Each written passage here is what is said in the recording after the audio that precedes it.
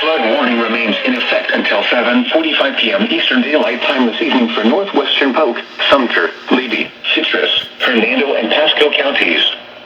At 2:07 p.m. Eastern Daylight Time, emergency management reported slow-moving thunderstorms with very heavy rainfall across the warned area. Between 4 and 6 inches of rain have fallen.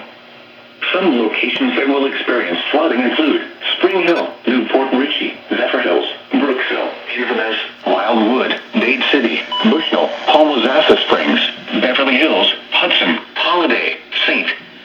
Leo, Weeki, Wachee, North Brooksville, South Brooksville, Hill and Dale, Hernando County Airport, Inverness Highlands South and Inverness Airport.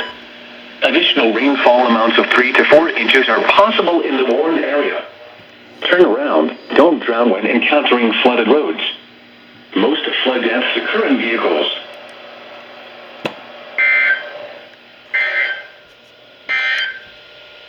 Now for the official National Weather Service forecast at 9 a.m. Wednesday, August 4th, 2021 for the KHB32. And a smoke alarm test, because why not? Shit. There you go.